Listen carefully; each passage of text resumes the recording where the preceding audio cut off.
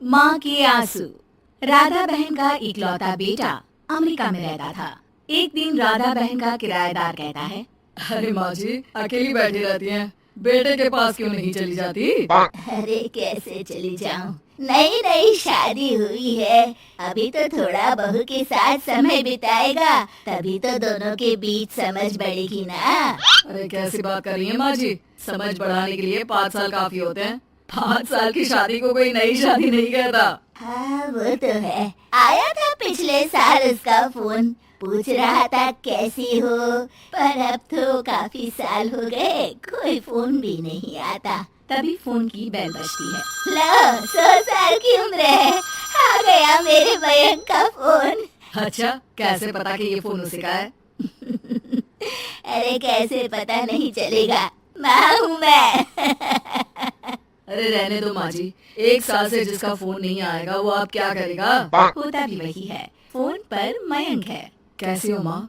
अरे बेटा तेरी आवाज सुन ली, अब तो मौत भी क्यों ना आ जाए, और याद आती है बेटा। माँ मैं वो ऑफिस में था। अच्छा माँ, वो रीना बोल रही थी कि तुम अकेली रहती हो इंडिया में, वो ठीक नहीं है। अब बुजुर्ग भी तो हो रही हो, अकेले पकाना खिलाना। वो चाह रही है कि अब तुम यहीं आ जाओ, हम लोग साथ रहते हैं ना। राधा बहन की आंख से पानी गिरने लगता है, वो कुछ नहीं बोल पाती। माँ हेलो, सुन रही हो ना माँ? हाँ बेटा, तेरे साथ रहूंगी, सुबह शाम तुझे देखूंगी, और क्या जीवन में है तेरे पापा के जाने के बाद।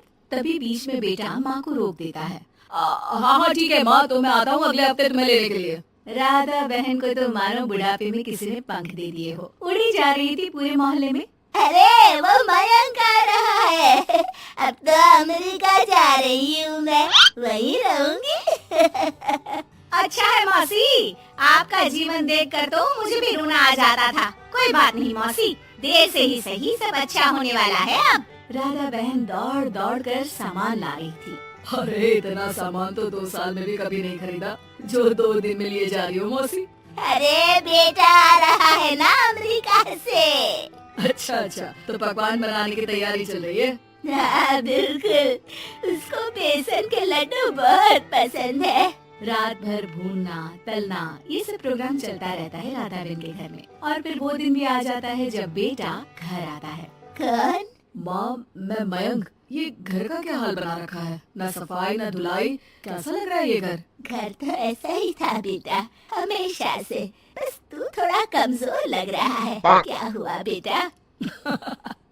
ये कमजोर नहीं फिट होता है माँ। वैसे और बता क्या हाल है तेरे? बेटे के मुंह से हाल पूछने का अंदाज भले ही फॉर्मेलिटी वाला हो, लेकिन राधा बहन की आंख फिर भर आती है। अरे यार, ये तुम्हारी हर बात पर रोने की आदत न जाने कब जाकर खत्म होगी। सही कहती है रीना तुम्हारे लिए। रीना बहू क्या कहती है मेरे लिए? यही कि बस यही एक आदत है तुम्हारी माँ की, इमोशनल ब्लैकमेल। अरे यार अब इसमें रोने की क्या बात है? ना ना कुछ नहीं, बहुत दिन बाद तो घर आया ना तो क्या रोएगी? हाँ क्यों?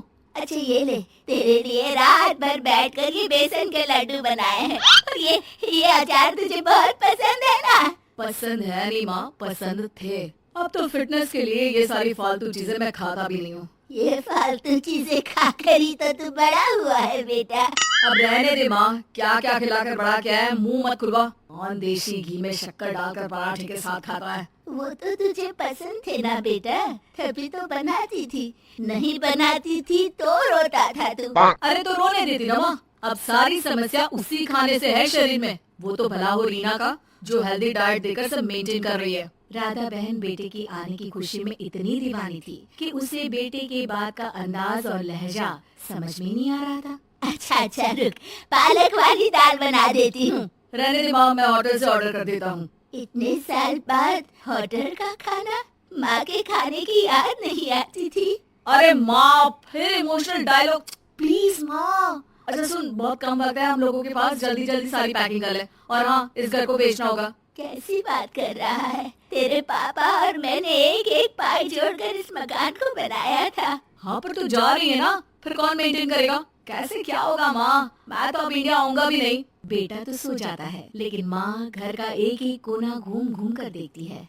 सही बात है, क्यों मोह माया छोड़ रही हूँ मैं इस घर से? आखिर बेटे के साथ रहना ही तो होता है हर माँ बाप को, लेकिन इनकी यादें हर एक कोने में है।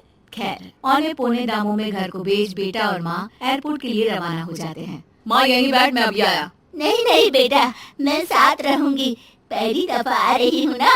अरे माँ, टिकट, बोर्डिंग, सामान, चेक इन 10 काम मैं करके आ रहा हूँ ना। ठीक है, जल्दी आ जाना, यहाँ घबराहट होती रहेगी। बेटा माँ को समझाकर चला जाता है। माँ बैठी रह जाती है, लेकिन बेटा आता ही नहीं। एयरपोर्ट के लोग बताते हैं कि इस नाम का लड़का तो कब का अमेरिका की फ्लाइट लेकर उड़ चुका है। माँ किसी तरह अपने बीके हुए मकान में ही आ जाती है। मुझे कुछ दिन रहने दो, पता नहीं क्या हुआ, हो सकता है कोई मजबूरी हो बेटे की। नया मकान मालिक कहता है, और माँ जी, कमरा तो मैं आपको दे दूँ, पर भाड़े का क्या? पति की पेंशन भी है भैया। ठीक है, आप आराम से रहिए, लेकिन एक बात बताइए, आप किसी रिश्तेदार के घर क्यों नहीं चली जाती? अरे कैसी बात कर रहे हैं आप? मेरा बेटा कभी भी आ सकता है। अगर मैं उससे यहाँ नहीं मिली तो